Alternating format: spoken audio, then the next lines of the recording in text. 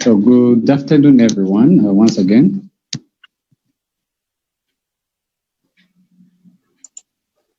Good afternoon.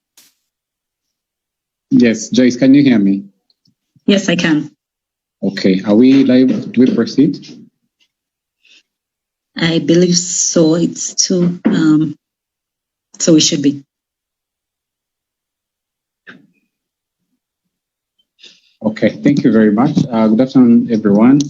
We welcome everyone that has tuned in today for this webinar. And today we are discussing the reflections in Uganda's educational leadership and management.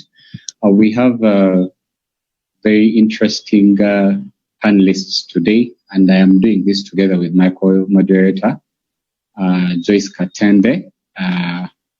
We shall do this together to the end, and she'll be introducing herself in a bit. But you are welcome, and you can encourage others to tune in. You can send the link via Facebook, via Zoom. For those who are joining us via Zoom, you can send a link to a friend and invite them to tune in as we forge way to Uganda's educational leadership and management. Joyce, please welcome the panelists and the listeners. Thank you, Harold. You're all very welcome to another episode of a very interesting topic. Just to make it clear, once again, this webinar is brought to you by the remarkable Crownell Cow Limited in conjunction with our co-sponsors, Sinbel Advocates and Kampala Young Christian Cooperative. Kindly check out their website, check out their various social media platforms. I believe you find the information quite interesting. For Sinbel Advocates, you can check out their Facebook, their Twitter and LinkedIn pages. And for KYC Group, you can check out their Facebook and Twitter pages. So like Harold mentioned, I'm your co-host. And much as my background is law, I'm really here as a concerned citizen, anxious to hear from our experts and to know, looking at our education system, what is happening? Where are we going? Are we on the right track? So when it comes to the objectives of today, we are trying to look at, to assess the overall government COVID-19 response towards the education sector. When you look at the government and what it's doing right now and looking at our education sector, do you feel that it's done enough? Are we on the right track? Or are we missing something? We're also going to be reflecting on the role of schools and sectorial leadership and educational management in advancement of our education system. Even, in other words, if you're looking at our education system, even without the whole COVID situation, do we have the right system in place for the kind of lifestyle and for the kind of life that we are preparing for our children? Is it the system that will really take them to where they need to go? And lastly, we are going to be deliberating and looking at, what strategies can be are in place to influence the thriving of the education sector, especially now in the post-COVID era, for the benefit of all stakeholders. And by stakeholders, I'm looking at government, I'm looking at, the educationalists, but most importantly, I'm also looking at the parents like myself. So that is really what we're going to be looking at and discussing here today. With us is a very distinguished panel of experts, and I'm sure you've been looking at the flyer, and I'm sure many of you are super excited to hear what are they going to say. So the first panelist, I'm going to request our IT person to put up his flyer. The first panelist is going to be Mr. Philbert Baguma, who is the Secretary General of Uganda National Teachers Union. So we're going to hear from what does the Teachers Union say, what are they thinking about, and how are they going to address these issues. Next, we'll be interviewing Dr. Ekwaro Obuku, who is a health policy expert. So we're going to hear also on his side, in light of everything that is being announced when schools are closed, how are they thinking of reopening? As a health expert, he's going to share with us his views. And then we're going to hear from the renowned Matsiko Godwin Muhwezi. I think any of us who is into social media or any kind of forum of interaction has heard him, has met him, knows something about him. He's the managing partner of Sinbel Advocates. So he's here to give us the legal view, but also he's a voice for many of us who can't really articulate what we want to say.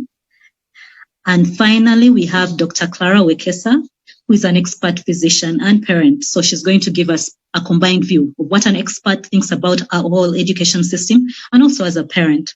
So with that, that's a brief introduction about our various speakers, and I'm handing over to Harold to take us through the next step. Thank you, Harold. Yeah, thank you very much, Joyce. And I think our viewers and those who are listening have a sneak peek of what we should be expecting in today's discussion.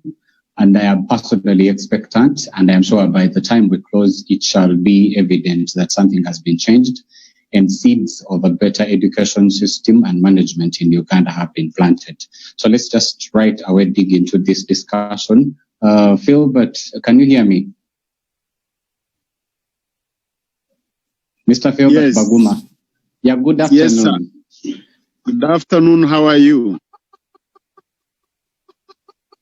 How are you? Very fine. So those who do not know, Mr. Very fine, very fine. We can hear you.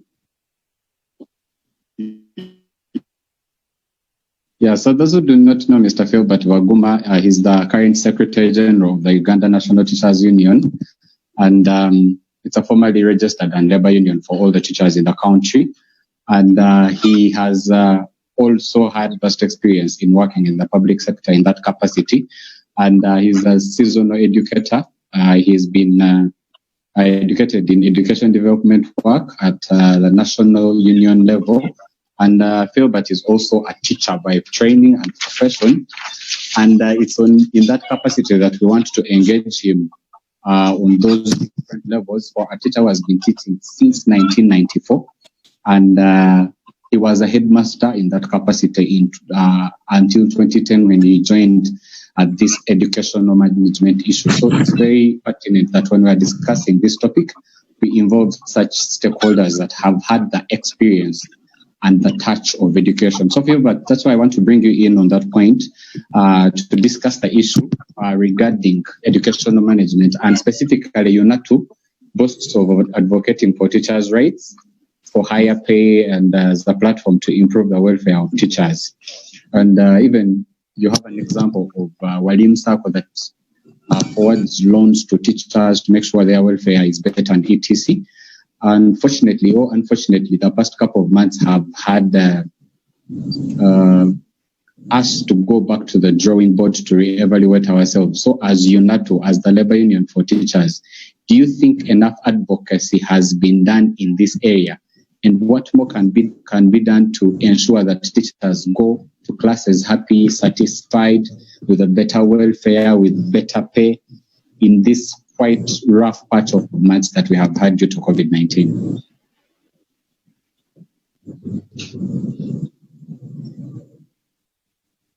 Thank you, Harold, and good afternoon to everyone. First of all, COVID caught us off guard. As the Ministry of Education and Sports, as the Ugandans, parents, teachers, and the learners, none of those categories could really think that education was going to come to a halt suddenly. You recall it was on 18th March when it was on 18th March when Uganda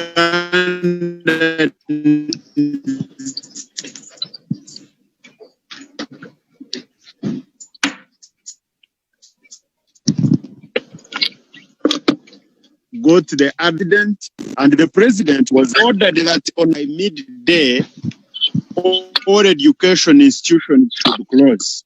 And indeed, they closed. And what did that mean? It meant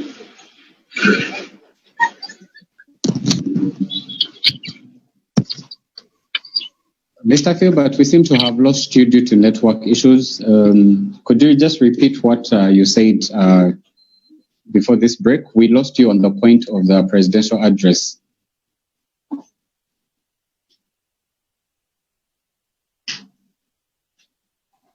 Hello, Mr. Philbert?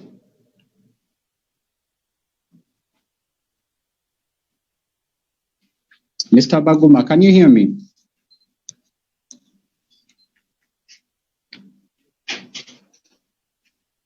We seem to have lost Mr. Baguma. And if he will reconnect, we shall have him back.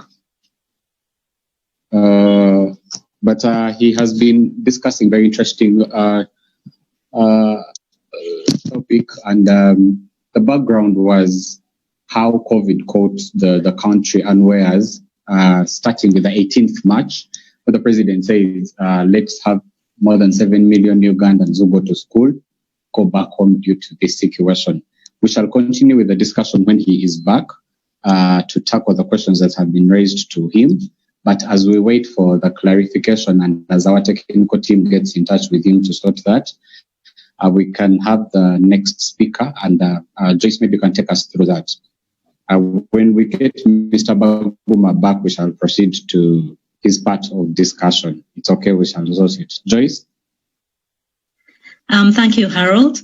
It's interesting that many times when you set up all these technical things, everything is ready, but somehow the technical aspect of it keeps, coming in the way. But all is well. We still have our other panelists on. Before I proceed, I see Mr. Baguma here. I don't know if you'd like to continue. Okay. Mr. Baguma, can you hear me now? I can hear you. Perfect. So you were telling us something, and we are interested to hear it to the end. Yes.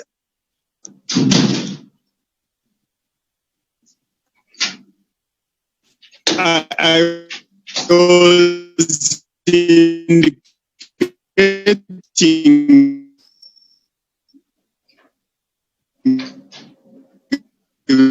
that maybe you can turn off your video and leave only the audio. Gave education institution clearance were ready. So nobody expected that, and the children went home. The parent received them. This was almost halfway the term, because the schools had been on for the days out of 89. And even when we closed the institutions, nobody could tell when they would reopen. So this tortured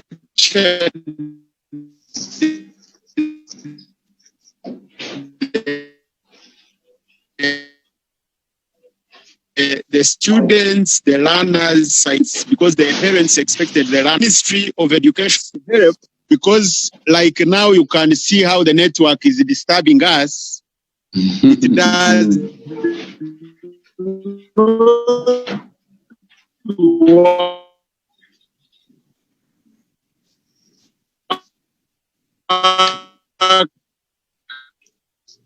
when it comes, by this time we would have lost. So is not actually taking. How do we intend to do?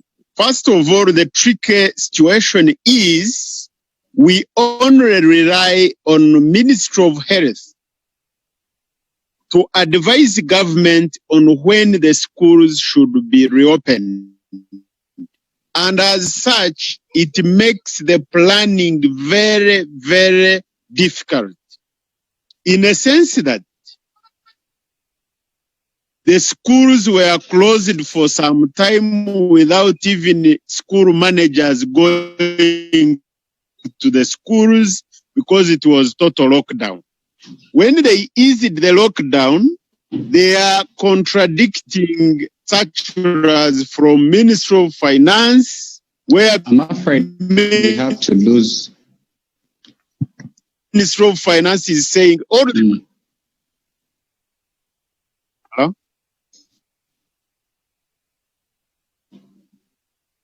Mr. Baguma, let's have our technical person call you shortly to sort your network issues. After that, that's when we'll dig deep into the discussion and the questions we had for you.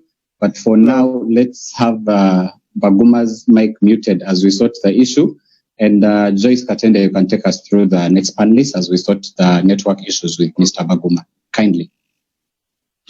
Thank you, Harold. We'll be returning shortly with Mr. Baguma. And now we're going to go to a very interesting panelist who I have actually been waiting to ask some of the questions that I hear. This is Dr. Ekwaro Obuko, who is a health policy expert. He is a Ugandan physician, a researcher, academic and health policy expert, who is the immediate past president of the Uganda Medical Association, a professional industry association that champions medical doctors' interests in the country.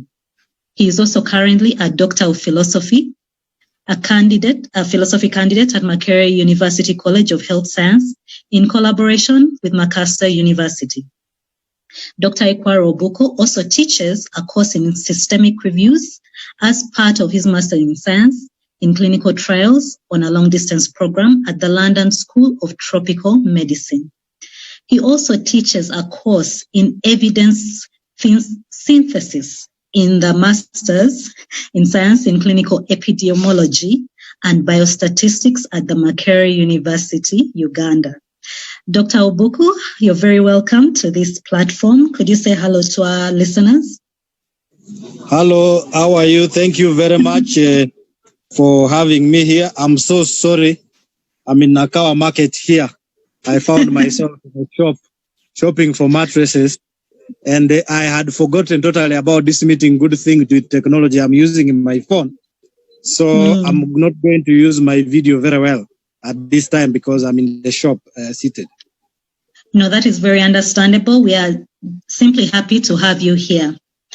So, Doctor, in the wake of all this COVID thing, I think your profession must be the most coveted right now because everyone wants to know what is exactly happening. The information we're getting, is it actually genuine or, it's being made up? So as a doctor, please be prepared for some of the questions that we're about to ask. But I'll start off with a soft landing. The Ministry of Education and Sports gave interim solutions in the wake of the outbreak, including studying on radio, television, newspaper printouts, etc. How effective and practical were these measures, and what could be done to improve the situation for the betterment of our 15 million learners? Do you think these measures are effective? Yeah, thank you very much, Ms. Joyce Katende. I'm very, very pleased to be part of this discussion. Just because education is the key, we've got to still believe that education is the key. And two, just last week, we were having the same discussion on the issue of reopening medical school, which I shall share. But more importantly is to underscore the fact that, by the way, before I go far, let me thank my colleague there, the Secretary General of the UNATU. I'm very happy to see you here, sir. We are always in the struggle for betterment of the professionals. So yeah, back to my point that, COVID is real, by the way. Sometimes I've been told, I've been called out for underestimating or underlooking COVID. COVID is real. COVID is there. It is in Uganda. It is in East Africa. It is in Africa. But COVID is mostly in Europe. It is mostly in America. And obviously where it started in China and Asia.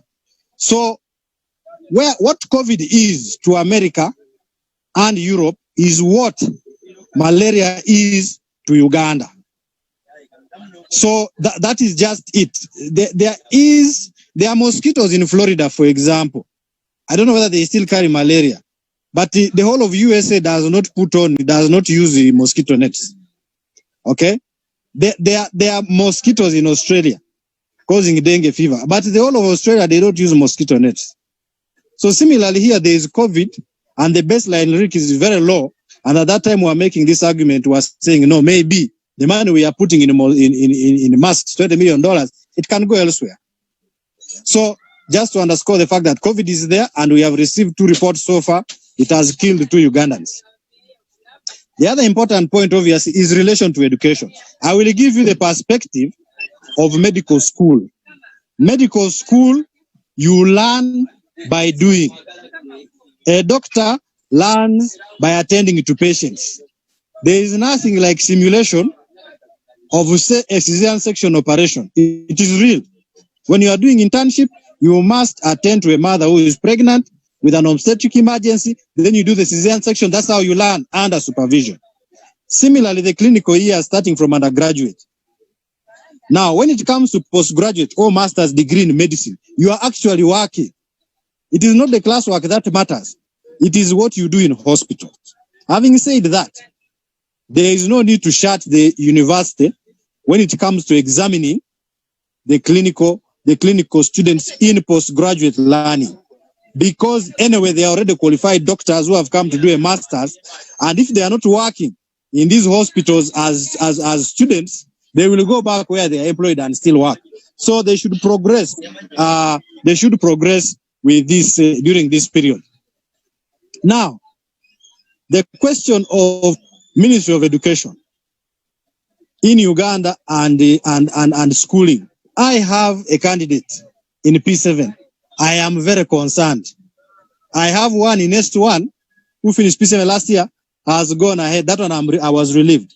But the one in P7 I'm concerned because it appears the year is ending. That is one. Two, obviously no one wants a dead child. That is a very important thing. And therefore, I am really supportive of the Ministry of Education to find alternative ways of learning. My Master of Science in Clinical Trials that I learned at the University of London, UK, I finished it before I stepped there. I stepped there in 2012 after I had finished my master's to go and teach a certain course. But I'd never stepped there as a student. And I found myself equally effective. And I was hired at that time by the University of London to become what we call a tutor. We couldn't become lecturers because we were not giving live lectures, but we became tutors. We were as good as lecturers anyway for distance learning. So I wanted to underscore that distance learning can be effective if well done. In any case, when I visited the University of London also to do a course, which was face-to-face, I found the distance learning approach better because I concentrated more. The teachers would send questions which don't leave the blackboard. They leave answers which don't leave the blackboard. And the teacher is not rushing away because of traffic jam. The teacher attends to you better in distance learning. That's what we found in distance learning if we use those platforms which permit that. And therefore, I strongly support the Ministry of Education's move to reach out to learners wherever they are. What are the disadvantages that come up? Yes. Mm-hmm. Dr. Buku, you're making a valid point, but going back to the question I asked, this government has provided these alternatives, radio, TV, newspapers, etc. And you've also talked about e-learning. But my question is, how practical is that in Uganda? How many learners actually have access to all these devices? Take, for example, this webinar, organized clearly, but we are having even a challenge just interviewing one of the panelists. So is this really realistic? And just like you, I also have a candidate. What are can you really say that it's best to keep the students out? Thank you very much. Let me tell you that is exactly where I was coming from. That is where I was coming to, sorry. I was coming to what are the disadvantages. I learned through this medical political career of mine that you must praise government first.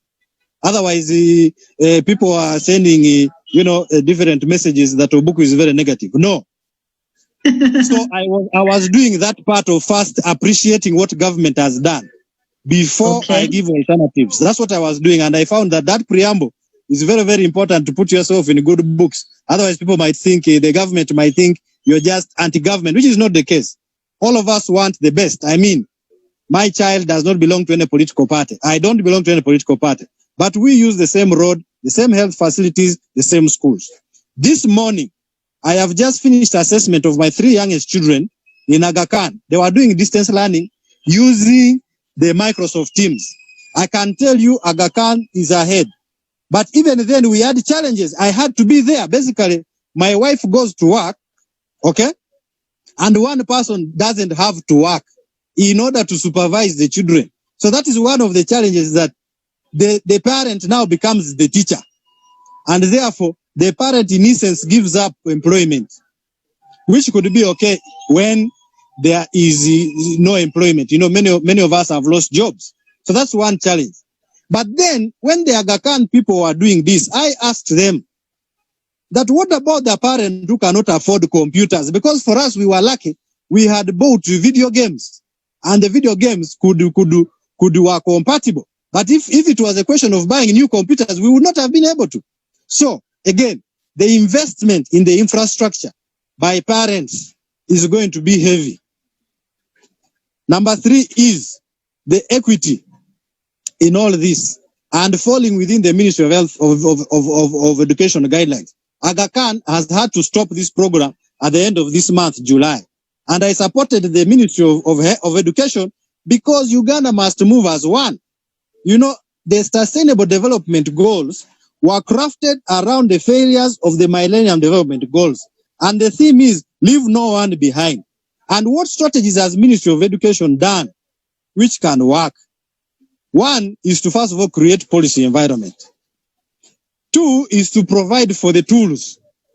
Although the Ministry of Education has provided the tools, I can tell you that asking a parent to supervise a child on radio is very difficult because the parent has to go and dig. Now, will the child be able to catch up? Yes. Will there be difficulties? Yes. Why? I have been using a computer for 15 years now. I can tell you between 2012 and 2014 when I changed to Apple, I was hardly using that computer. I had to use 2 computers. But over time, I managed to adjust. People can learn and people can program to use this system of education. And I really support it. Is it sustainable? No. It is not sustainable. It is a short-term measure. Why? There is an advantage in human interaction, face to face. Children must learn not to interact with radios, but to interact with fellow children. And that is part of learning and growth and development and building society. So in terms of the psychosocial support mechanisms, then you are going to find this distance learning a disadvantage. Is it sustainable? No. People have started boarding schools, Gayaza, private schools, etc. If these places do not function, it is going to affect the economy negatively. Because what are teachers going to do now? Okay? There is need for these teachers to continue teaching and being paid as such. Okay? Otherwise, their salaries are going to come if they do not teach. And in this distance learning, the fees probably has to be adjusted. So for me, yes, these methods are practical. There is going to be inequity, but I have understood government is going to buy radios. Government is thinking through some of these things. What are the challenges? The biggest challenges are going to remain the same. I visited some primary schools in my constituency when I was planning to run for office there, and I was very surprised by the quality of the construction. Whether a student can or a pupil can concentrate in her education or his education there. And for me, I think that we need to put in place mechanisms to continue improving in terms of governance and efficiency. Corruption remains a problem. Even through this, corruption will take the greater share of the benefits more than the pupil. Let me stop there for now. Finally, in terms of health, this has been my passionate argument, especially before these 2 deaths. The ministry's reports from government and State House was that the burden of COVID was very low. Very, very low. You test 230,000 and you find only 3,000. So less than 1.5% in what we call the most at-risk groups, travelers, drivers, etc. We know those are most at-risk groups. That means in the population, which is those who are outside the risk groups, is very, very low. That means activities can go on with SOPs. And therefore, I was excited to see schools starting, okay, with, say, fewer pupils, meaning the lower classes, maybe P4, P3, P2, P1, can wait. And these other classes can spread out. After all, many of our classes don't have windows. I'm not talking about Kampala. I'm talking about the Uganda proper. Okay? That's number 1. Then 2, we would have instituted things like washing hands. The issue of masks is very expensive, but we could have tried to use cloth masks, asking parents to provide in the homes. Whatever cloth they have, go to the tailor, the same way you make a uniform. Then the distancing, of course, we've talked about. Washing hands, things like temperature gun and so on and so forth can also be implemented by the nearest health facility. So it is not impossible to have schools going if we are structured and systematic. Thank you very much. Thank you, Dr. Oboku. I can clearly, from what you've just presented to us, it's very clear that you are a great debater also in school. You have clearly presented the pros and the cons and have left us at that point where we're wondering, okay, where exactly is he standing? Which leads me to the next question, and I'm sure you'll be thinking about that.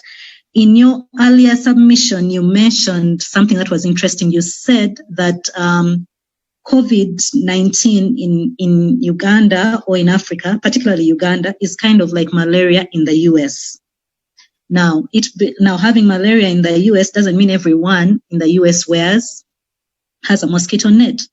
So you gave that to us the correlation. And even looking at your CV, you're someone who's really into medicine and looking at evidence-based, making a decision based on evidence. Now, I would like to bring to your attention, and I'm sure you know, there are countries like Italy that have recorded the highest COVID-19 infections and perhaps even death rates. And yet, despite having such a high record of deaths and of infections, schools have reopened and interestingly have reported the absence of the spike in cases, let alone the low infection rate in the children. Now, as a health expert, and in regard to the closing of schools, do you really think this is justified? Yes, I know you mentioned that COVID is real, but you've told us, even from your expert knowledge, that you know what? The way COVID is really is the equivalent of malaria in the US. And yet we have seen countries that have really had high death rates reopen the schools and we haven't seen a spike. So is the closing really justified? Yeah, thank you so much again, Joyce. Of course, the closing is justified, especially at that time we didn't know anything. We didn't know where it was. We didn't know what COVID was. Nobody knew anything. You can see that there has been a shift in the evidence base. Previously they were telling us, it cannot be transmitted through air. Actually, the story started with it cannot infect humans. Okay? Human to human transmission was not possible. It was only from animal to humans. At that time they thought it is the pangolin in China there in the markets for wild animal meat. Then within a few weeks they said, you know what, it can be transmitted from human to human. So we are learning. Then they said, no, it is through contact. Contact meaning you must be in close proximity within 1 meter for 15 minutes. At least within 1 meter for 15 minutes. That's why they say social distancing is a meter and above. Okay? But all those were theories. Now it has been reported that it is possibly airborne. So these things are changing. So with that kind of evidence, if it's airborne, then you know a mask is necessary. If it is contact, then it is washing hands and keeping a distance, and so on and so forth. But having said that, you have underscored that very well. Why has Italy brought back children? The people just want to go about their own business. They are beginning to understand that, we have got to live with COVID, which should be the case here. If you ask someone today whether they fear COVID or not, compared to the beginning when we knew nothing, today people fear COVID less. And let's not remove our eyes from the ball that other non-COVID conditions are continuing to kill people. The other time I challenged my colleagues in the scientific committee and said, why don't you present to the president the name, age, and address, and gender or sex of the person who have died of malaria that week before he speaks? Because every time he comes to speak, he says, so-and-so died is from Masaka. No, so-and-so got COVID is from Masaka. He gave the children, he's so careless. Remember that, Boda man. So he has all those details. We're saying, why don't you get the details of the mothers who have died that week? So what COVID has done is to take away our attention from the non-COVID diseases. School-going children, die from malaria, die from pneumonia. Why are we not paying attention to that? Should we close schools because 10 children died from malaria? Then we will never go to school. So using that analogy, then you can say, let us open schools, and start learning. Then someone will ask you a question and say, who does not mind their child dying first? Then everybody in the room will keep quiet because of the sort of the psychology and the psychosocial nature surrounding COVID-19. Panic, anxiety, stress, anger, because we have no But can immediate you say, solution. Doctor, that all that has just been propagated by the media and hyped beyond? Because using the example you're giving, I would assume, and I'm not a medical expert, but you have over 1,000 people dying probably on a daily basis in Uganda when it comes to malaria. And yet in COVID, in a space of about 4 or 5 months, we've had 2. Well, we presented that argument to the president using the government report. 4,501 people died of malaria last year, which translated, I think, to something like 7.8, I don't remember the figure, per day. And we said that from the time, actually we calculated for malaria, pneumonia, and severe anemia. Why did we calculate for those 3? We said those 3 require the same systems which COVID requires. So when we are investing for COVID, we are also investing for those 3. And at that time, it was day 34 of the lockdown when the president was going to address, make another address, I think the 13th address on day 35. And I can tell you that at that time, there were 890. We estimated that 890 people have died since the lockdown using the baseline figures of the previous year, meaning people are continuing to die. And they could have even died more because of the COVID lockdown effects. Studies have shown this. In fact, when the ministry looked at this critically, they discovered immunization had gone down by 13%. OPD attendance, outpatient attendance had also gone down. So where are these people going to be attended to? What is happening to them? It is possible that these people are dying in the community. We even argued that at that time, that probably these cases of pneumonia, there could be COVID hidden there. And if you look at the first reported case of COVID-19 death, it was actually a pneumonia. They had diagnosed pneumonia and they had been dying. 2,800 people died from pneumonia in the previous year. Okay? That means that have they stopped dying? No, we just need to look at those cases. So yes and no. It depends on the lens you want to take. We can take the pragmatic lens. We can take the lens of being cautious, which is what they are saying. We want to be cautious. We went to the bush. Even when we were in the bush, we cut off part of Uganda, and people waited for exams later, which is okay. It just depends on the view we want to take. The thing is that if the economy is doing badly, people will die of hunger. People will die of poverty. Poverty kills. And therefore, it is incumbent of us to again reactivate and move the wheels of the economy. And part of the economy is the education sector. The education sector employs so many people. It means that exercise books are being used, food is being supplied, water is being supplied, and other additional services are being supplied. Labor is being supplied by teachers. Coaching is going on for additional income.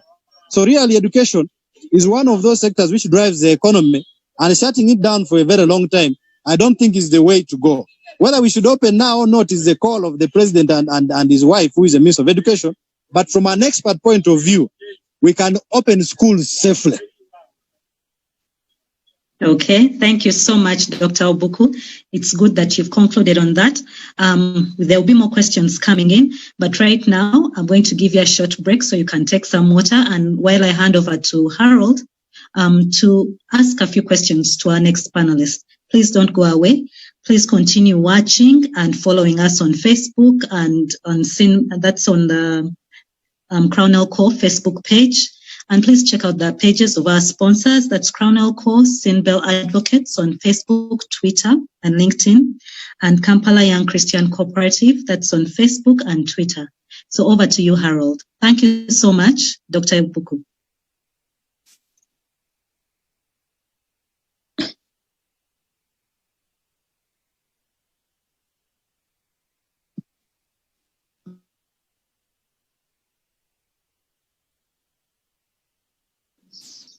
Hello.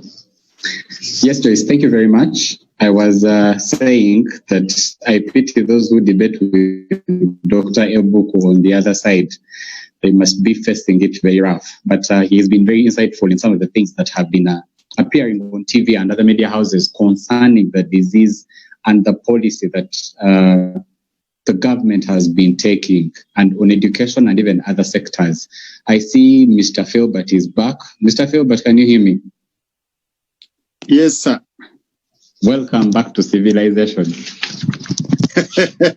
Thank you. I had to change direction. Oh, now at least we can hear you clearly. And let me just re-engage you on the issue that I wanted you to enlighten us on. We want to talk about teachers' welfare and specifically on whether UNATU and even other sector players are doing enough to ensure that the teachers go to classes happy, with no holes in their trousers, with one-sided shoes, without one-sided shoes, with welfare back at home very well, because they are the bed of this thing we want to improve. So tell us about that and how it can be improved. First of all, the salary of the teacher has remained very low. And over time, we have tried to engage the responsible offices. Right now, we have a collective bargaining agreement that is pending and which was not implemented because of the current situation. We have this COVID-19 which came, and this collective bargaining agreement was supposed to be implemented, and therefore, because of the prevailing circumstances, we could not follow it up as it should have been. But also is the issue of continuing to pay the teachers even when they are at home. Because governments do not pay soldiers to go for war.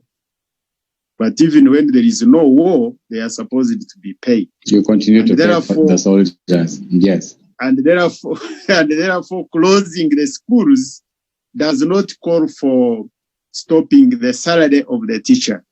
The challenge we still have is for the teachers in the private sector. Because for them, the salary they get is from the parents' payments. Now, the parents are not paying because the school is closed. The owners of schools do not have income. If you have been monitoring on social media, there is a very long list of over 100 schools which are up for sale. And therefore, someone who is selling the school, it's really difficult to tell him that, look, you have not paid the teachers since February this year. And that has remained a very big challenge on our part, because I've even had rumors of some people converting schools into rentals.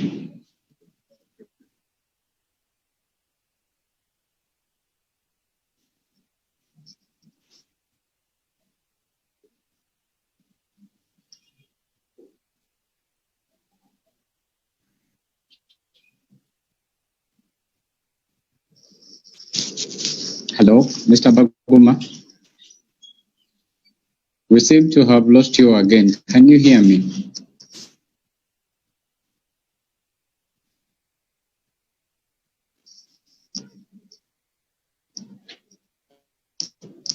Hello, Mr. Baguma.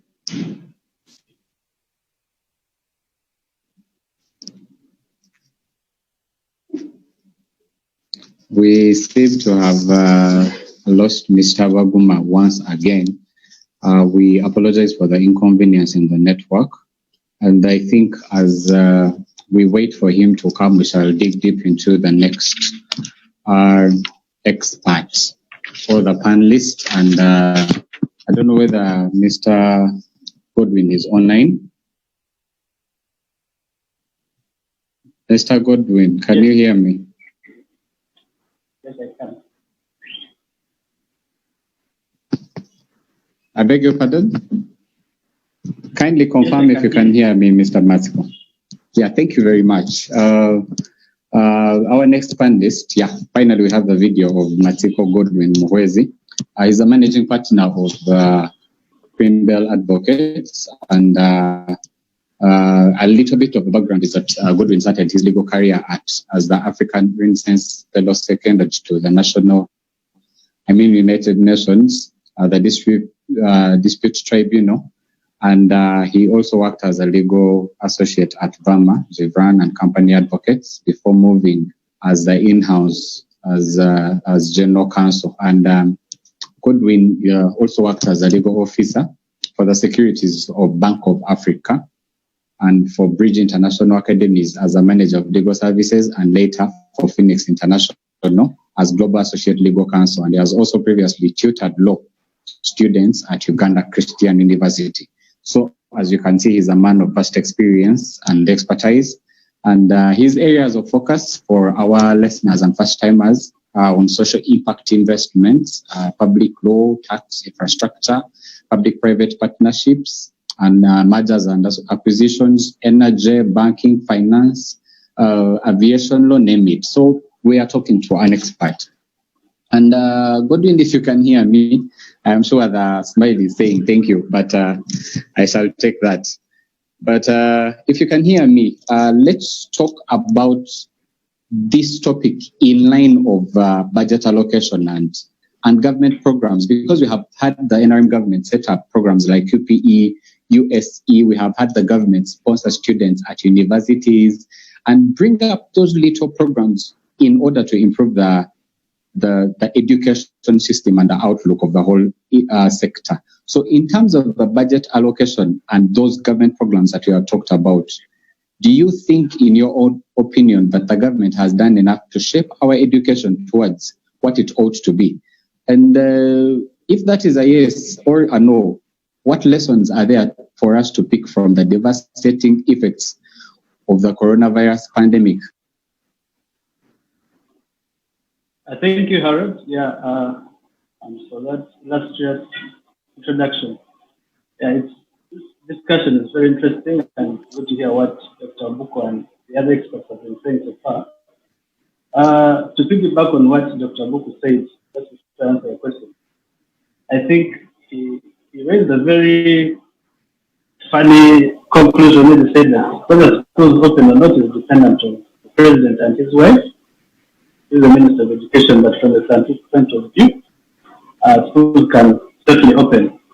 I think that's something that Uganda needs to think about, where a sector like that, where Mr. Godwin, I request that you increase your mic.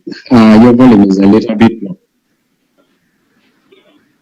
Thank you. Is this better?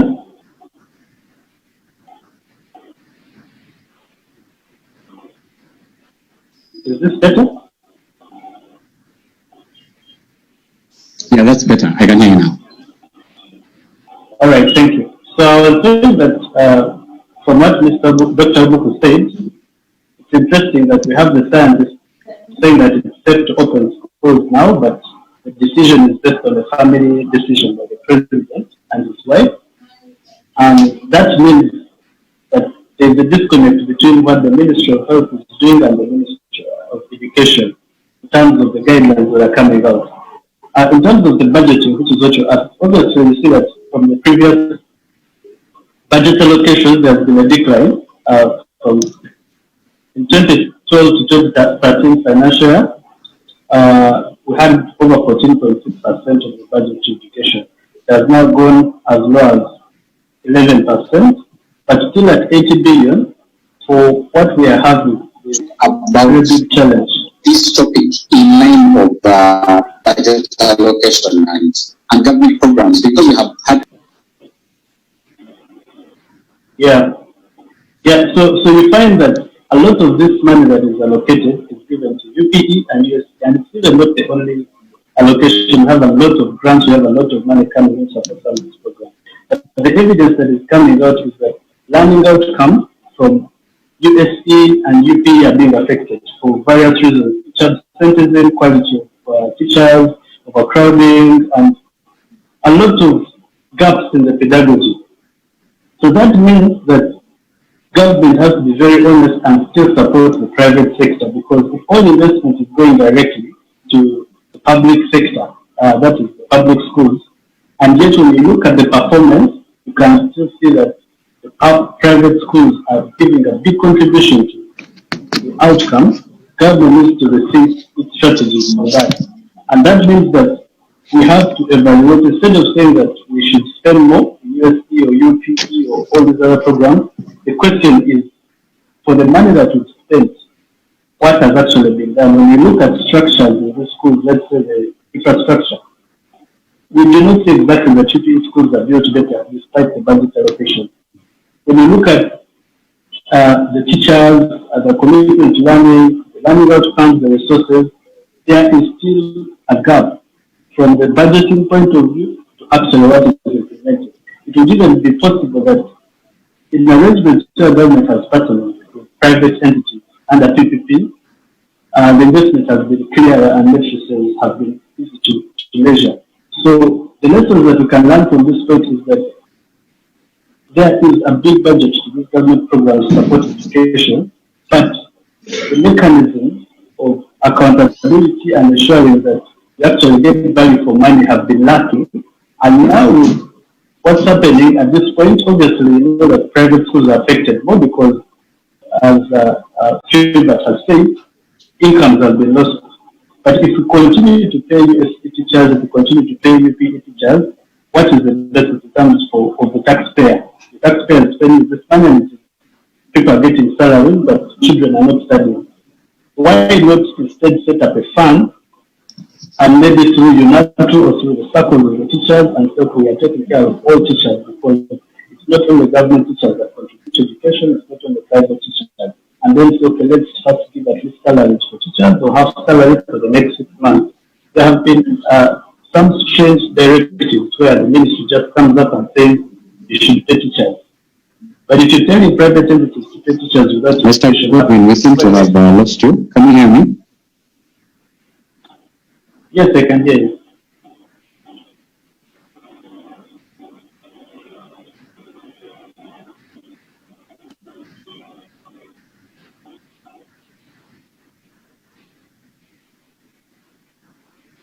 Hello? Hello, Godwin, please continue. We can hear you. Okay, yeah. So I was saying that some of the directives that have been given have been strange. And it just goes to show that there's an inconsistent messaging between the Ministry of Health and the Ministry of Education, and being out of touch with actually what is happening. Because, for example, if the Ministry of Health directs that private schools should pay teachers, yet from what Philbert is telling us, a lot of these private schools have lost income, they have lost school fees, they have nothing to use. Why is government not thinking of these teachers either as a buffer short term or long term to say maybe let's have a fund instead of spending more money buying radios and TVs, let's first make sure that these teachers are taken care of. And like he has said that the salaries of teachers are not increased. It's possible, even if they are being paid half. So let's direct this money through UNATU or through the teacher circles or district level and make sure this for the next few months. Private school payroll for registered teachers is given to government. So those are some of the lessons we can learn from this, that government support is neglecting private institutions, yet they are very vital actors and contributors to the education sector. So let me just engage you on that point. In your analysis of the previous question you just answered, and in comparison with what is taking place in the other parts of the world, how in general do you rank the Uganda's education system in the region and the world at large, given the various international policies as reflected in what other countries are doing in general, government policies in managing private schools, in what they inject in the government schools? How would you rank the Ugandan education system? I think that's a two-pronged question. So it could be technical and say that the Ugandan education system has a robust framework. There are so many laws, so many guidelines, some of which are even a code in the system. And there's also an issue with, management of education at the Ministry of Education level, but yet at the local government level, that reports to the Ministry of Local Government. So in terms of frameworks and policies and laws, there are so many, and we would say that if those are implemented, we should expect more. But in my experience, to measure the education sector and its performance, we have to look at learning outcomes. And for the past so many years, learning outcomes that have the reports that have been done and studies on Uganda is that we are one of the worst performing. Despite the interventions, despite UPE, despite USA, despite all the things we've been talking about, changing leadership at the very top, Uganda's performance at basic education level, and this is just math and English, just basic physics level, studies. It has shown that our performance is very low, the worst in the region.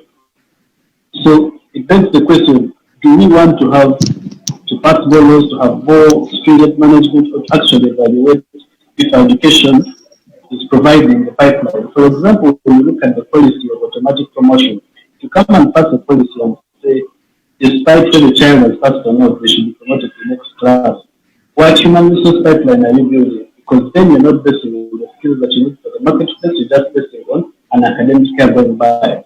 How are you going to compete with other countries who actually evaluate students on the basis of skills that they get? So those are some of the challenges we have. We're not actually looking at the output, the learning outcomes in the education system, but we are focusing on directives, management, and some of those things that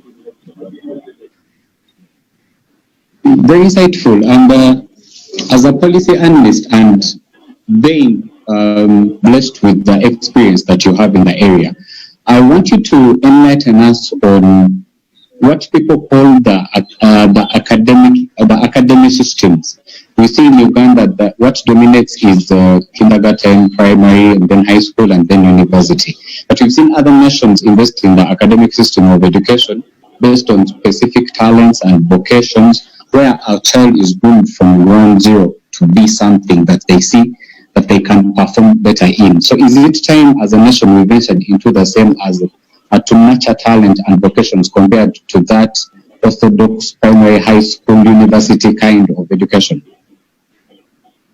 I'd say yes or no, in the sense that in an ideal world, you want to have children at the earliest level focus on what they essentially do in the marketplace.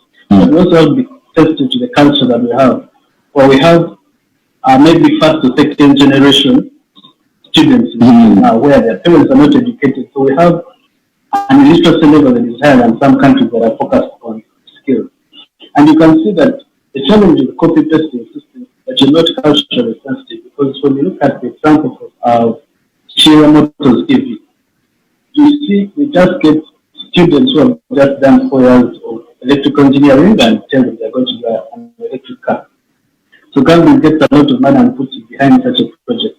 But a person who goes and studies what's happening at Tesla, despite the millions of dollars sunk in it, despite all these things, this technology that is still very hard to develop, it's still very hard to license, where you find that electric cars are something of the future, something that requires a little more of research and development as opposed to implementation. The question is that the kind of project that government should get $900 million and put in instead of strengthening the tertiary system? So I would say that the biases have not been justified. Government will come and politicize the education system because maybe people who study political science or law, math, are perceived to be agitators in society.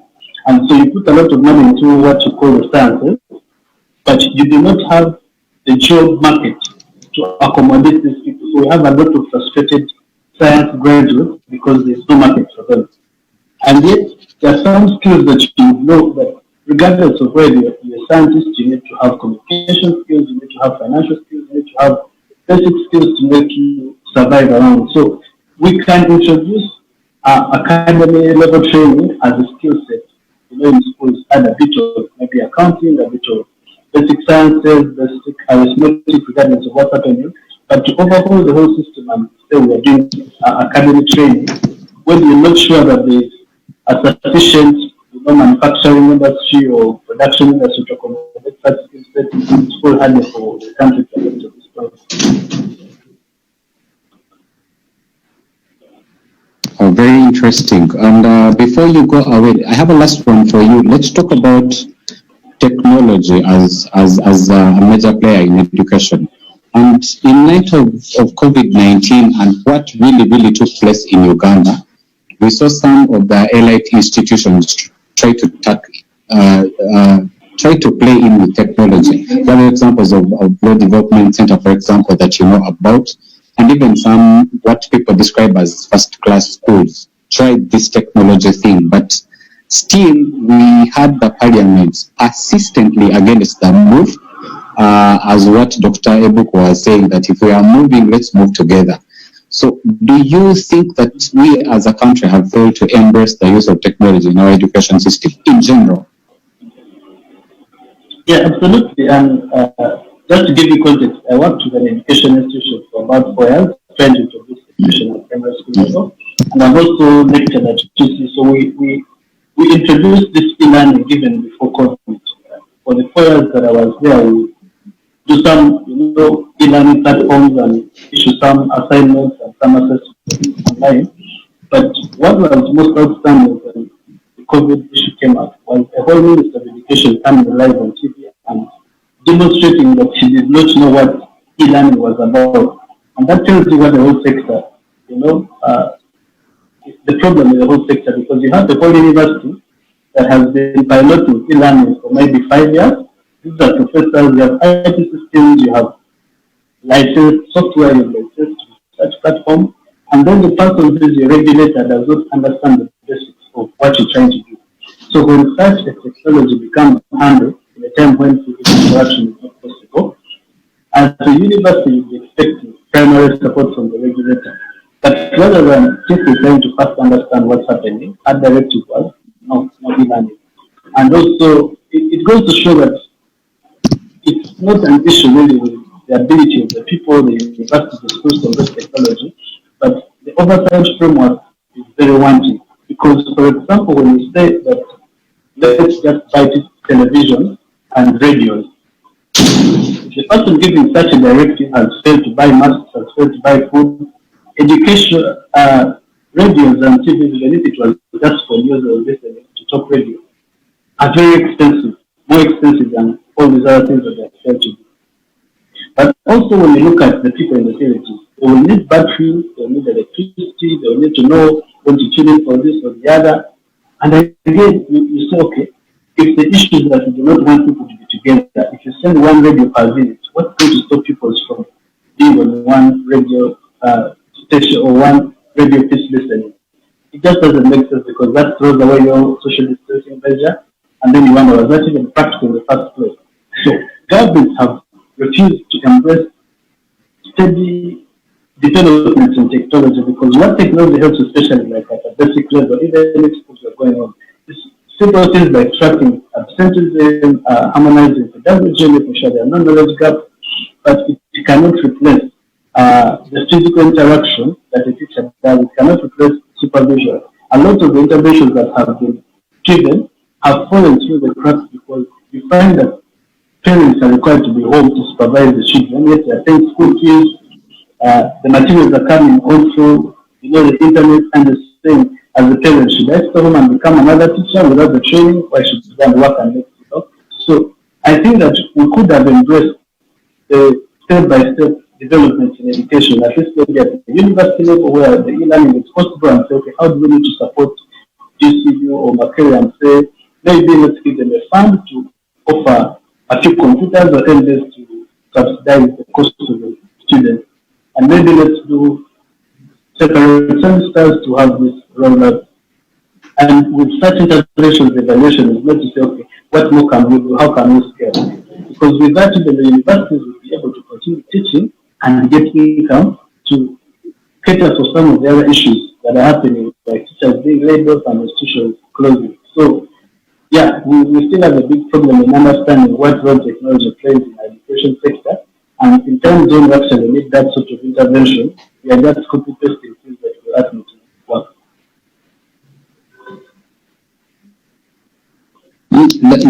Just as a follow-up question, in light of what you just discussed, and we've seen to your own conclusion, academies are hard, and then we cannot perfectly explore technology as an option.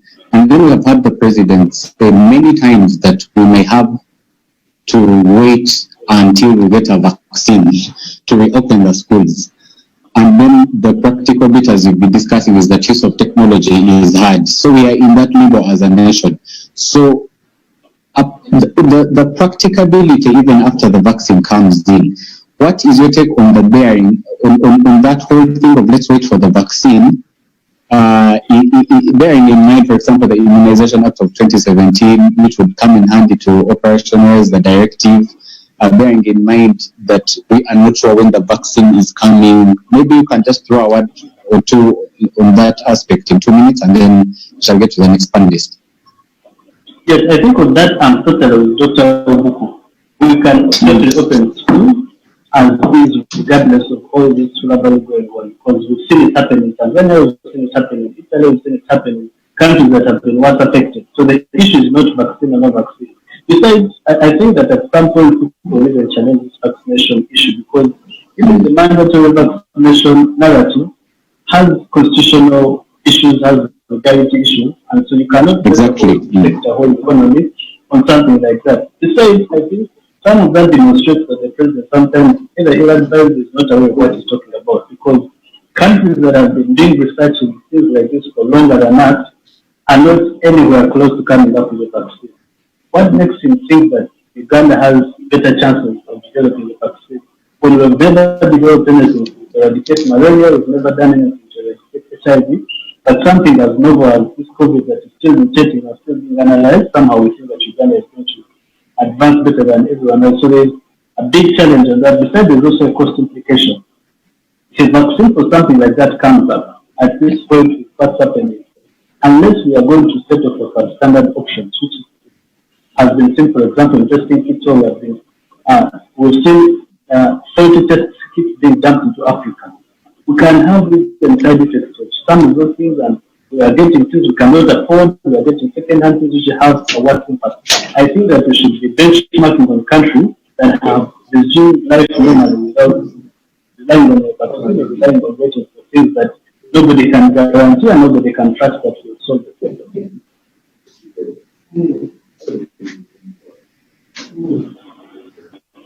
Thank you very much, Goodwin, for the very insightful information that you've given us.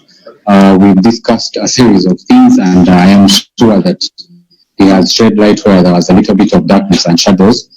And I will call upon my co-host, Joyce, to engage the next panelist. Joyce, are you on? Yes, I am, Harold. Thank you so much. Yeah, please. Thank you. I had prepared myself for Godwin, but it looks like you took over. So I will hold the questions for the rebuttal, a little later. You shall get the question and answer session. So now I'd like to introduce our next panelist, Dr. Clara Wekesa, who's an expert physician. I hope her CV can be put up for all of us to see. Dr. Clara is a trained physician with experience of over 8 years in practice. She is also a research fellow attached to the College of Health and Sciences, Makerere University, and is currently pursuing a research career in non-communicable diseases. She's also a wife and a mother. You are very welcome, Dr. Clara, to this platform. Could you say hello to our listeners? Thank you, Joyce. Good afternoon to all our listeners. Okay, good afternoon, Clara. Now, I wanted to start with a question to put you on the spot, but I think let me reserve it for question number 2. Now, you're here on this panel in basically 2 capacities, of course, as an expert physician who's a research fellow, and also as a parent like all of us. Now, talking about, and the topic today is our education system. How effective is it? Is this the right opportunity for us to now start thinking of change in light of everything that is happening? So talking about our education culture, especially in the city where for many of us who are parents, you have little children waking up as early as 4 a.m. To beat the jam and make it to school. Does this, in your opinion, have any effect on the growth of a child and the development? Do you think that we can use this opportunity where schools have been shut down to review our system, with government making all this?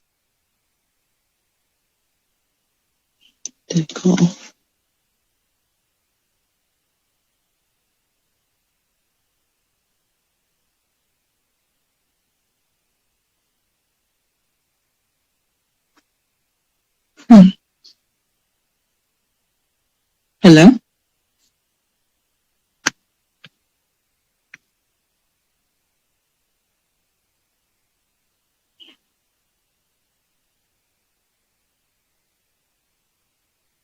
Hello?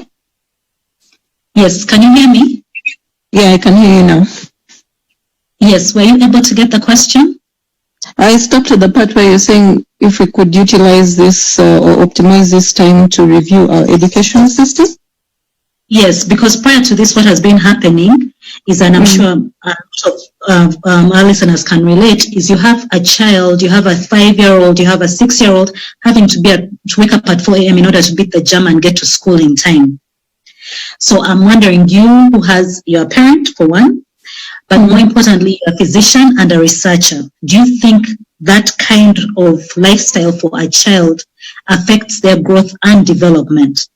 I'll give you an illustration. I have a friend who's a doctor as well, and you can, correct me if I'm wrong, if I got the wrong interpretation, but what he told me is that the time that the child develops and grows is actually between the hours of 4 a.m. and 6 a.m. Now, the current system that we've had is the child has to be up at 4 in order to beat the jam and get to school at 7. Do you think this is healthy for our children? And isn't this the right time for us to start rethinking about this system? And especially in regard to the health of our children. Okay, thank you, Joyce, for that question.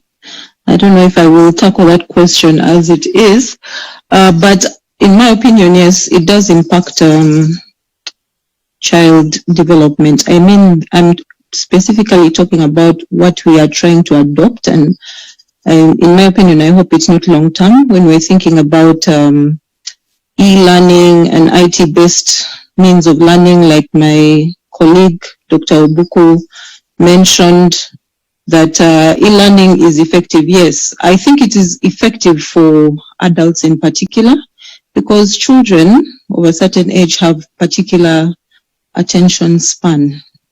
It would have been good to have the opinion of a pediatrician, child specialist, but I particularly think that long-term effects of having your children sit in front of a computer, a screen the whole day, like you have been seeing during this call, we've been having difficulties and challenges. Just imagine a child's schedule, a P7 child's schedule for online learning is probably going to take the whole day, seated at a computer and not doing anything else. Us as adults have suffered repercussions of doing that on a daily for a few hours of the day at work, having migraines, having posture problems, backache, and the sort of that. The question I would have is that what we want to expose our children to at a very early age? Is there no way of the different sectors working together to ensure that we can still go back to our mode of education?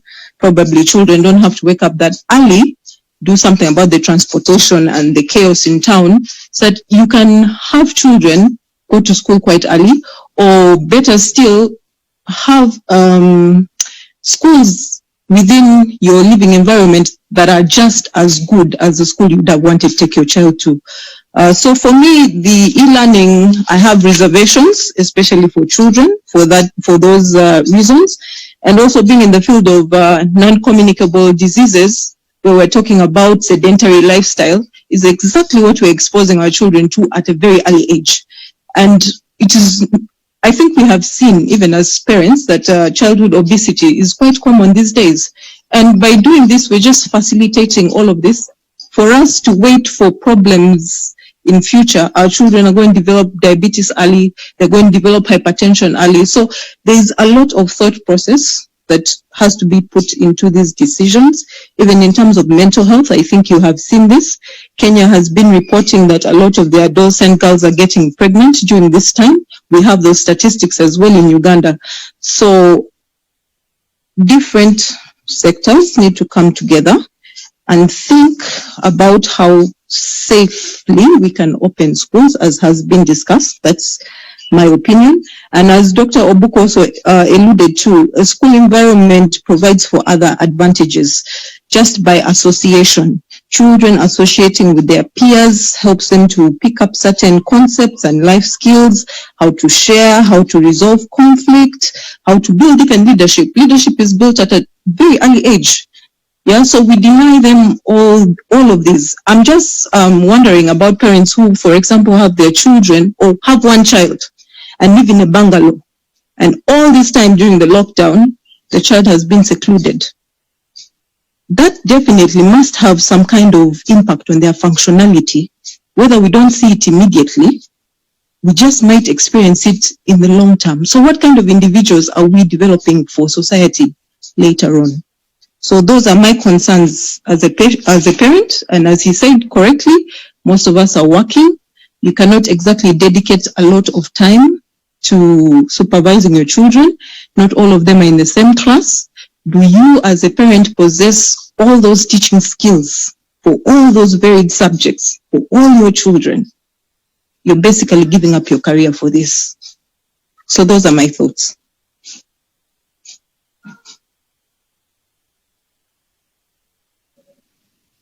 Yeah, thank you very much, Doctor. We seem to have lost Joyce because of network, but as she comes back on behalf of our listeners and everyone who's listening to what you've just talked about, in terms of the path choice of a child, let's just talk about the career.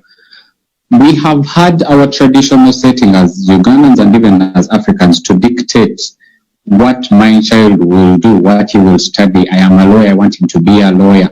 In our family, we have engineers, I want him to be an engineer. How much should a parent influence the career path of their children at that? And where should they come in? Should they dictate what is the perfect way of a parent handling that?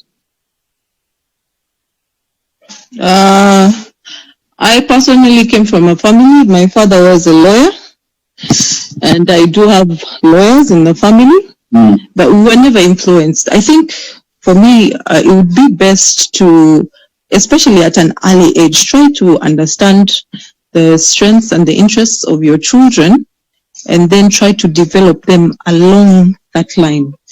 I'm a doctor, but I, like Dr. Obuko, went into policy. I'm into research.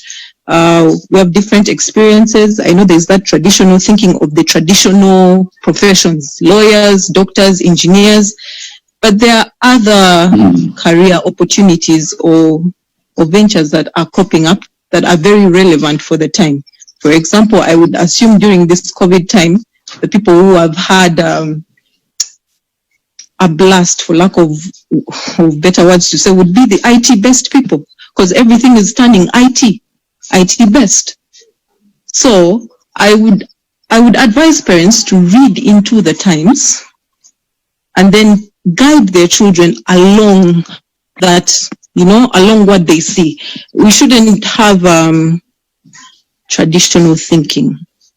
I think the world is changing. A lot is changing about the world. In future, we may not need bank tellers as it is. There's online banking. You may not need this. There's online this. So parents should really be open-minded and just try to guide children as much as possible in their career ventures and something that leads to solid establishment in future. Yeah, because even as doctors, Dr. Obuko might comment, we are having artificial intelligence come into the field. Artificial intelligence to the extent of doing even heart surgery, open heart surgery. So machines look like they're quickly replacing human beings. So parents need to put all these into consideration.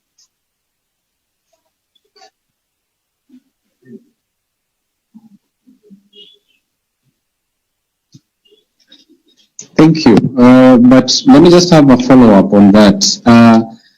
The direct question was in terms of some parents who dictate of, I want my child to do this.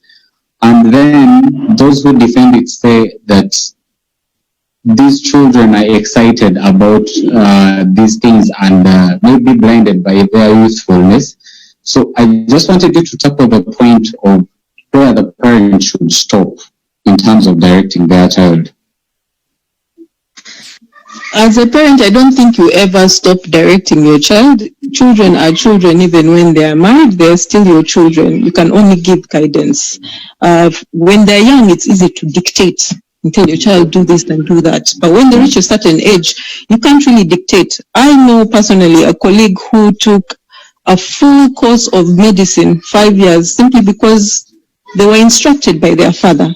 And after their course, they handed over the certificate to the father and went and did accountancy. So sometimes those kind of decisions are counterproductive. A child has lost 5 years of their lives. They would have done something else.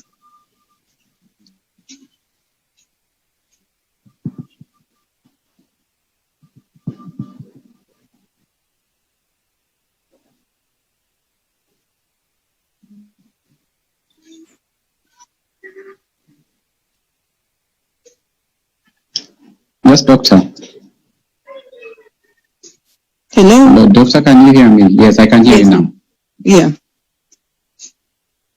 Yeah, and so parents, I don't know, there's no one rule about parenting, but parents need to nurture and develop their relationship with their child to make that environment conducive for a child to express themselves appropriately to their parents, and for an exchange of ideas, yeah, and conversation.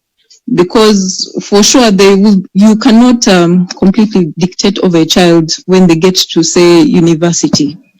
They are deemed an adult at that point of time. They can make their own decisions, even by law. Yeah. Let me enlarge your spectrum of discussion to something related to that, but a little bit different in terms of university and higher education. With more than 51 certified universities in Uganda, and in light of the poor performance of most of them, actually, we have had very few universities making it to the higher rankings or the average rankings. With most of them, out of 51, most of them have had very, very poor continental and global rankings. Do you think the Ministry of Education and Sports and the National Council of Higher Education is doing enough to vet and supervise in terms of fostering their growth? And what proposals would you put in forward for the Ministry and the National Council of Higher Education to make sure that we have better statistics in that area?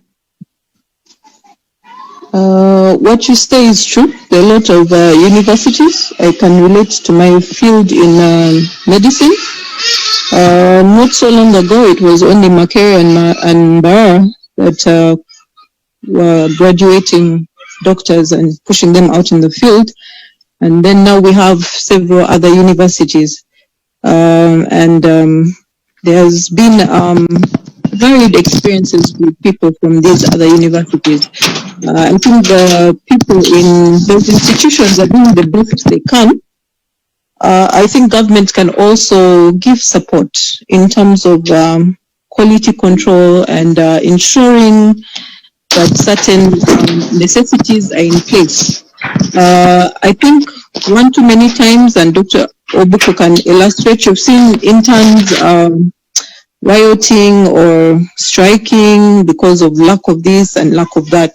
Internship is a learning process for the young doctor, and the learning process is enhanced by having the things that you need in order to learn. But unfortunately, sometimes you are in a situation where you are learning by what he said, simulation, and these are practical courses. You need to be hands-on. So I can only talk about my profession. So government needs to ensure quality control. It needs to ensure adequate supervision so that who we are churning out, they are well qualified. They are well qualified. After all, they are going to handle the lives of other people out there. You wouldn't want to send out reckless doctors or send out half-baked products. So it is worth investing. I imagine it to be any kind of M&E system. It does not stop. Simply because you sanctioned it from the beginning does not mean you keep on, you don't keep on evaluating and seeing your progress and seeing how to improve in certain aspects and what can be, brought in place. So it's a continuous process, and it involves many stakeholders. And yeah, I would imagine also the duty of the governing bodies to bring all the stakeholders in one place with one mind and one vision on what needs to be achieved instead of working in isolation. So sometimes you have very disjointed visions in terms of what government is saying and what the technical people are saying. So there needs to be some kind of harmony created there as well. Yeah, so a lot more can be done. Thank you very much. It's good to have many universities, but let's ensure the quality and the standard that is coming out. I think we vote for quality and quantity if it's available, but if we have to choose, we better choose quality in the circumstances. Yes, this is true. Yeah, when we were discussing, we had a very interesting comment from Gilbert, who is saying in the issue that you were discussing about the career guidance and dictation of choice of career. And he says that parents should study the interests of their children and get role models in the field to help their children admire the lives they live. If you force your child on what to learn, they study, but it remains yours, and they will study theirs at an opportune time. Which is the example you gave of your friend who was forced to do something and yet they wanted to do accountancy. So I think it's very important for all the parents that are listening in right now to know where to stop and as far as career guidance is concerned. And my last question to you, and which will go to all the panelists in the question and answer session, Dr. Clara, what would you recommend as the most pressing change needed in our education system in general? Where you see and you're like, this is a major problem that needs to be sorted. What do you recommend? Apart from letting our children start school again? Apart from that, I would personally think relevant education. What is the content of the curriculum? I have never stopped saying I learned Canadian prairies, and I have never applied it in my living ever. I don't even know if they still exist. So what is the content of the education that we are giving our children, and is it effective when they grow up? Can they apply it? Or are we just simply passing time, and yet we could be developing certain skills they have quite early on? We find that we are. What would be your input in as far as improving our curriculum is concerned? Because we have had a recent change, but what do you want to see included in our curriculum and co-curricular activities that would better the status quo? I think you spoke about it. I think the previous speaker might have thought it was in replacement of what we have, but as an add-on, those kind of practical skills, could be an add-on. We see that a lot of graduates are still very unemployed, and yet they don't have a technical skill as such. It could be something that they can leverage on or have, but I think that needs to be thought about. We don't seem to have any more polytechnic institutions anymore, and not everybody who finishes Form 6 is making it to university. And in this discussion, we might be blinded to think about only the Kampala children, but the greater majority of the children are outside of Kampala. Very, very, very interesting. And you conclude our first session, which was inclusion of a discussion from all panelists. I can see Mr. Gilbert Baguma very active in the chat room, and he has just dropped another one where he's saying that it's very sorry that we still follow the curriculum that was left by the colonialists, even we at this stage, which is in conjunction with what we've been discussing. I can see Joyce is very back, and you're just coming in at the point where Dr. had just concluded in what she thinks is the most pressing need. And she says that apart from reopening the schools right now, we need to do a little bit something on on the curriculum.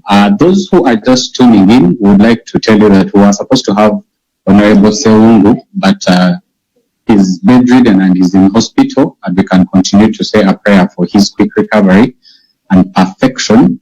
But some of the questions that were directed to Honorable Seungu, and even the questions that we've gotten from our listeners and those watching us on Facebook, will be summed together, and Joyce shall kick us on. Joyce, you are lucky that we have Mr. Baguma back, so you can kick him in on the point of our curriculum. We have seen a recent change, and we don't know whether it is working for the better or for worse. So you can start him off with that for our question and answer session. You're welcome back, Joyce. Thank you, Harold. I hope everyone can hear me. I think today is a classic example of maybe the e-learning system might not necessarily work for everyone, because clearly we're in Kampala and we're having all these network challenges. So what about the children up country, in all these other places in the country? Does this really work? There are a number of questions that are in the chat room, but I wanted to start off with one with Clara. And this is in regard to what she's been talking about. I just got the gist of the last portion of it. And it's in regard to the curriculum and deciding parents' influence and all that, and children being able to choose what they would want to do at a very early on stage. Now, I'm going to give you two examples. I'm looking at a child who has been forced to go through the education system, and each time has been characterized as a child who is a failure and all that, and yet by the time they're done with the system, they're finally able to discover their talents, or which they knew they had but were not free to communicate, and discover that actually they were set out to be musicians.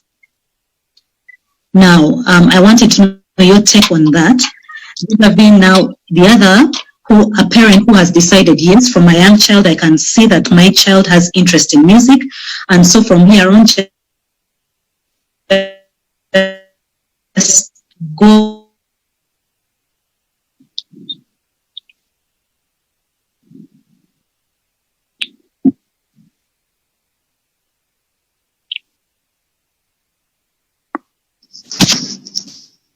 on in music school, and then they don't know clue. And is there like a middle ground for us? I think you need to repeat the second question. I kind of lost you there.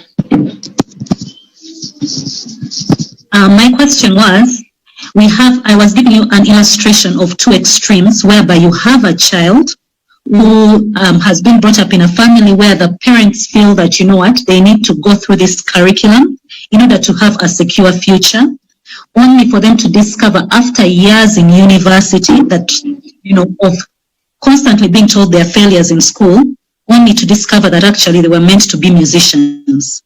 And they finally embark on their chosen career, but this is at the age of 30, 40, so several years are lost. Vis-a-vis a parent who sees, say, the gifting of their child at age 6 or 7, and then chooses to pursue the music career from that age on, but then they become very proficient in that gifting, but they lose out on these basic skills of math, of English and all that. So I'm giving you two extremes, and I'm wondering, what is your take on that? Do we have like a middle ground that you could propose for our education system? Joyce, that is a very unfair question, but I've had this question before. And my take on this question would be, it would still be important to put your child through that kind of learning for essential subjects, like mathematics and English, as you build on, say, their interest. Because if you're looking at something like a music career, just think about it. Besides people like Michael Jackson and Whitney Houston, who has had a very long music career, they always evolve to something else, even if it is sports figures or sports personality. They go into clothing line. Michael Jordan is not playing basketball anymore. So what is, as a parent, what is your plan for the after career? After you cannot sing anymore, after you're not the star anymore, what happens? So my suggestion would be to, from the beginning, to a certain extent, you can build both, because children at that age can learn so many skills at the same time. You can build both. At the stage where the child is making their ultimate decision and you probably don't have much of an influence, well, you could have equipped them with 2 skills that they can have a fallback plan, depending on what career choice it was. So putting, I think that would have to be put into consideration. I don't see a music career as a long term. They're not going to sing until they're 70. So they'll have to refashion themselves, to rebrand themselves. And how do they do that? They'll have to acquire other skills as well, whether it is marketing, it is a business strategy, training, they'll need those. Okay. Thank you, Dr. Clara. I will try not to put you on the spot again. I'm still looking at now what's in the chat room, and Mr. Philbert has been very active on this forum. And one of the comments that he made is when forms are made, we don't need to change much. Our learners are given too much, which does not fit into what they finally study for in their work. According to this comment, Mr. Philbert, who is the Secretary General of Uganda National Teachers Union, our students are being given too much information, and a lot of it they don't seem to use after. So now this question is to you, Mr. Philbert. Is it high time that now parents started embracing maybe other curricula, maybe looking into things like homeschooling, as you know, as a solution to the disadvantages that we would find in our orthodox system, or maybe as a rebuttal to the impact of COVID and the fact that now schools are closed? What is your take on that? Thank you very much. We don't need to burden the parents so much. Yes, we can have homeschooling, but it may not be as successful as one may seem to take. But what we need as Ugandans, as stakeholders, we need to continue with this discussion. What is it that we are giving the learners, and what does it contribute to their lifetime? Because the SDGs now provide for lifelong learning. What is it that we are looking at? Because what the child learns in the lower classes, as you continue to study, you will realize, including teachers, by the way, that what they are studying, let's say at grade 5, that is diploma level, and at university, you find they are completely different from what they go to teach in the classroom. Therefore, the disconnect in the content of what is taught in school with what takes place in the work environment must be addressed.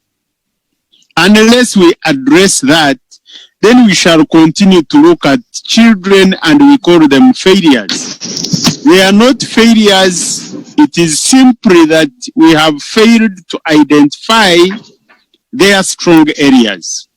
Because not all of us can be a one-size-fits-all. There are those who are very good and talented in music.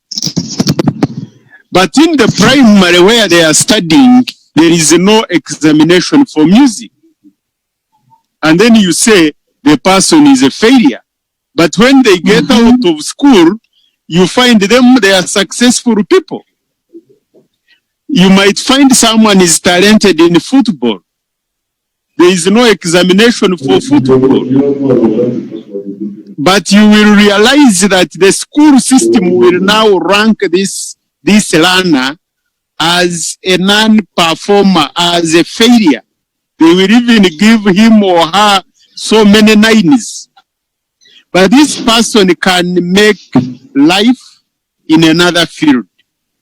Therefore, we need to have a system that identifies the talents of the learners at an early stage, so that the education we give them is tailored to the skill, to the talent the child has. And that will help us to move.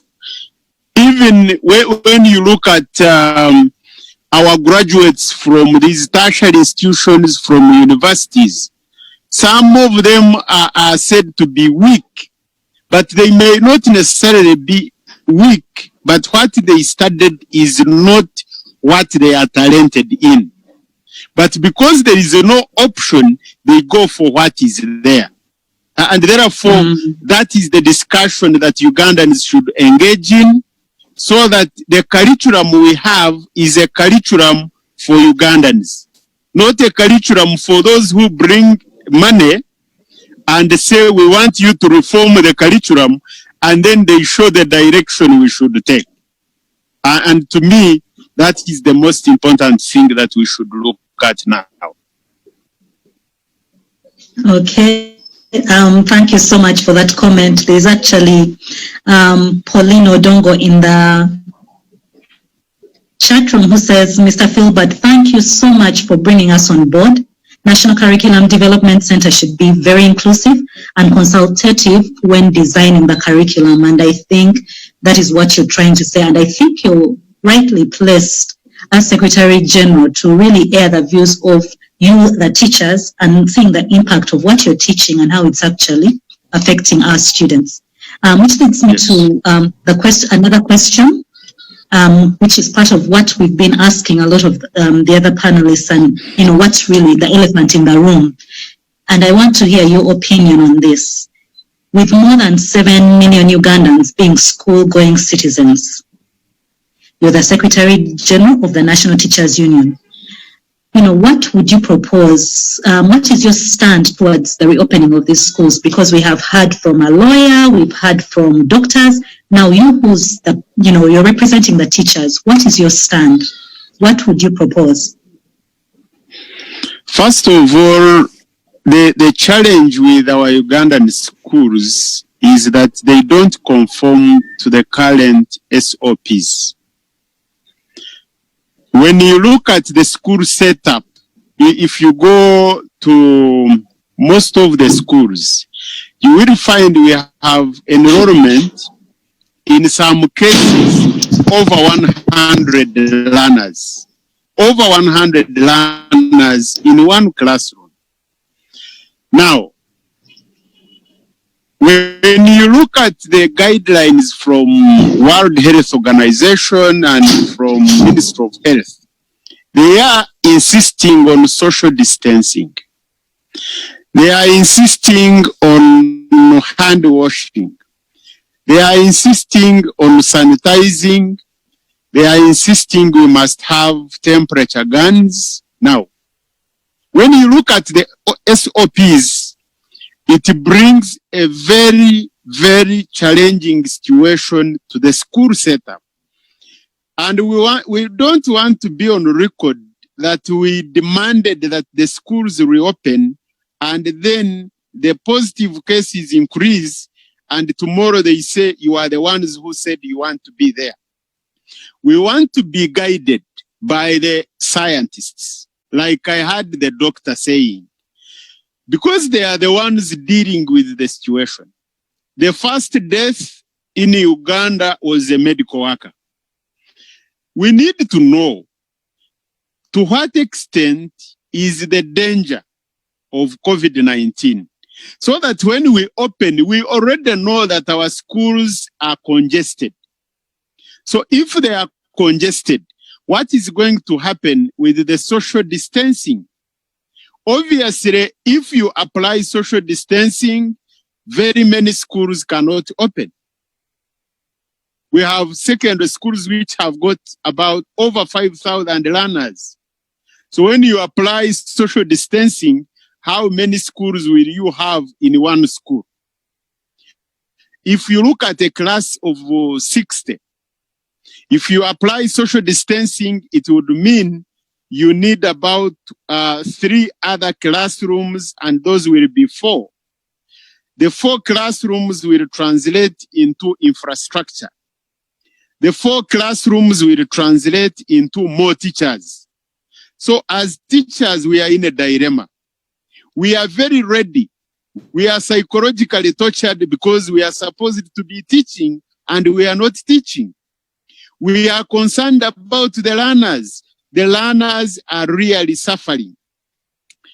This has brought an idea to know that the school is the best place for the learners because they are at home and things have gone berserk.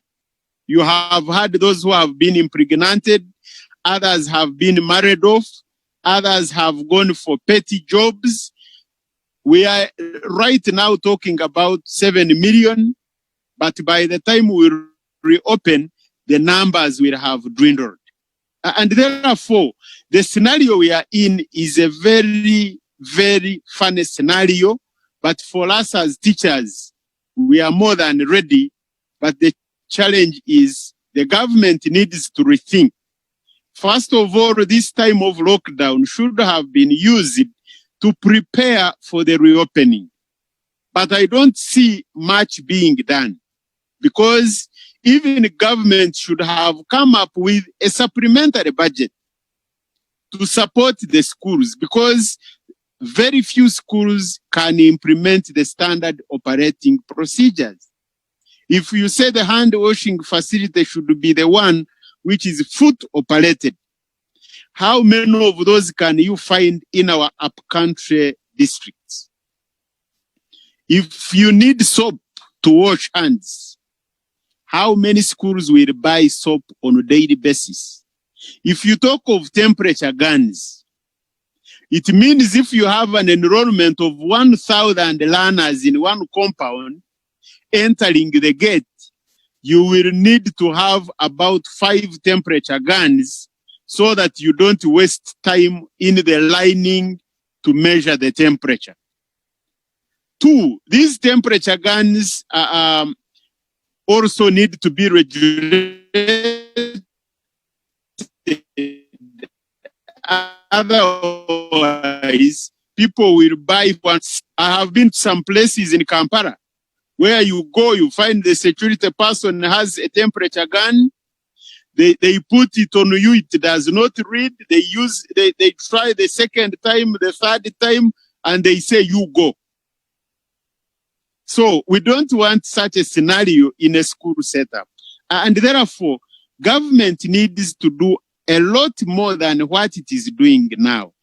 Instead of buying radios and putting in place radio lessons and TV lessons, this money would have been used to prepare the education institutions so that the schools reopen.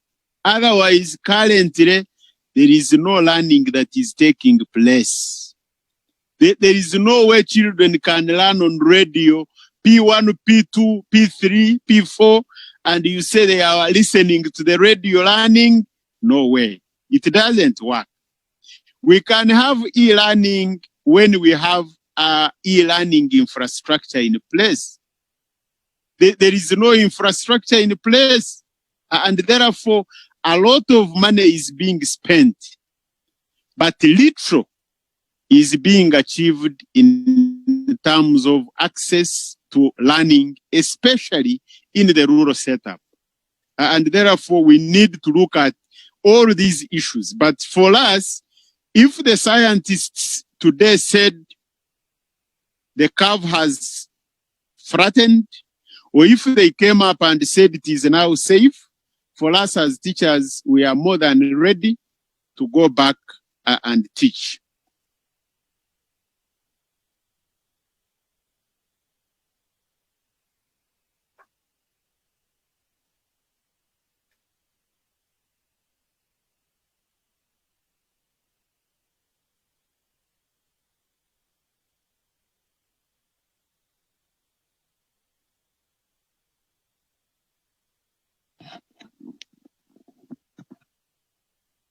Hello.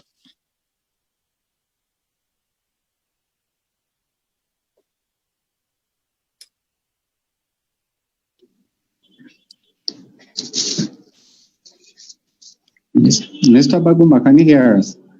I can hear you now.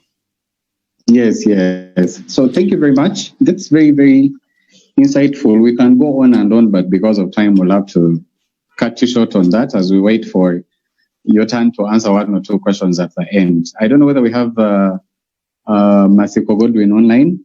Can you hear me? Yes, I can hear you. Mr. Masiko. Yes, there's a question here for you from one of the people that are tuning in.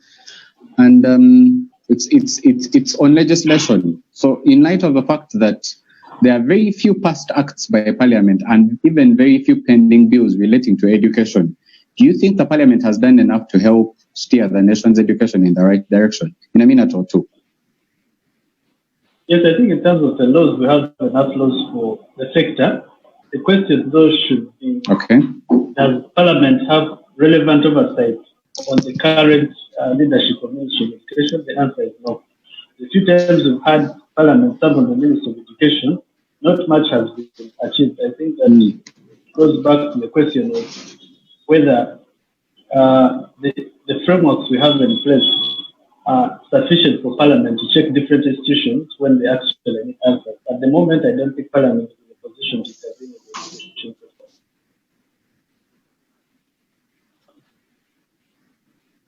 And just related to that, what is your opinion on the UN Sustainable Development Goals, like goal number 4 pertaining to the quality education? How are we doing in general?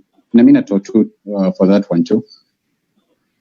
We are still falling short because, like some of the other panelists have said, on how education is continuous and the different metrics that we should be looking at. It's not just a matter of running schools, it's not just a matter of schools opening, it's not just a matter of laws. It's a question of learning outcomes and having a pipeline of human resources that is workable, that skills are measured.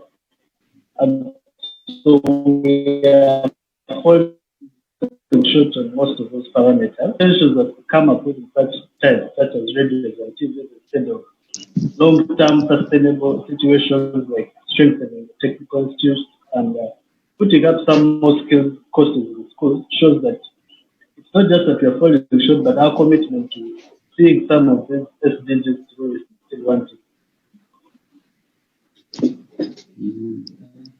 Philbert, switching to you now. Philbert, can you hear me? Yes, please. I can hear you. We have had a recent shift in the syllabus coverage for some of the subjects in high school, and a whole total shift with some new subjects included, topics deleted, and even some other subjects answered. Was the move necessary? And if it was, how effective will it be to make us as a nation produce better students from the high school level? The move was... In a minute or two.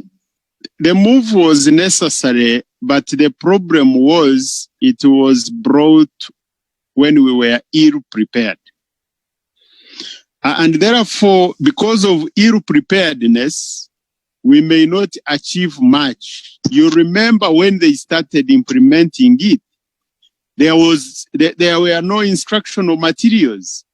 Even right as I talk now, the schools were just being told you go to online and download the books, and these books were not even the textbooks, they were prototypes. And therefore, we are still doing most of our things as if they are emergencies. So, whereas it is a good move, we may not do much because the senior ones are not actually learning.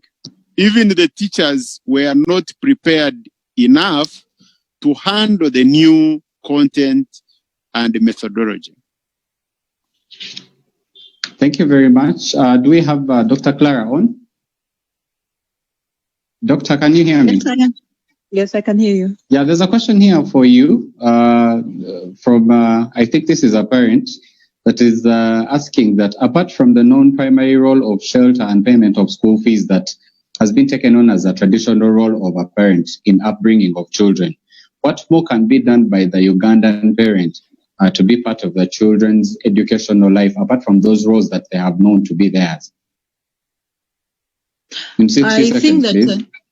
Yes, I think Mr. Philbert already hinted on that when he asked that parents should identify mentors for their children, because as a parent, you may not be multi-skilled or multi-talented, but your child might be going in another direction other than what you are versed with. So it would be a good practice, and I think it's something lacking in our African culture, the culture of mentorship. So develop that, link them to the right people so that it is a lifelong learning process. Wow, amazing. I think we lost Dr. Ebuku. I saw a signal that we had lost him. I had one for him. But for the purposes of time, I would like to encourage the listeners and whoever has been tuning in to continue the discussion on the social media platforms that we've been using. For Twitter, you can go to Coronel Co, and for Facebook, that's the same name, Coronel Co. Continue the discussion, engage the panelists and everyone who has been listening to make sure that the mission of this webinar is just not a chat room complaining audience, but we see how to steer our education as a nation to the right direction. For all the panelists, from Dr.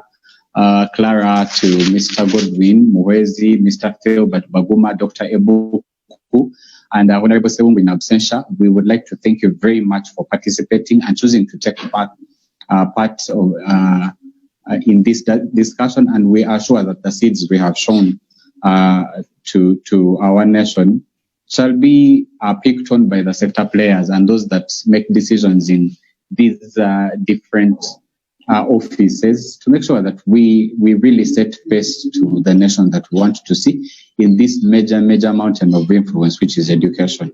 And to the organizers and the sponsors, we thank you very much. We cannot stop to thank you enough. Coronel Co, thank you for organizing, Creambell and KYC. Thank you very much to our panelists and whoever has been tuning in. We thank you, and we are gratefully honored to be part of nation building as you've done today.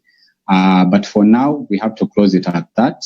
And in case of any second bit of this engagement, we shall be willing to engage you in to continue this discussion at even on different platforms to make sure that our mission is served. But from me and the whole team, and even my co-host Joyce Katende, we thank you and God bless you. See you next time. Thank you. Thank you.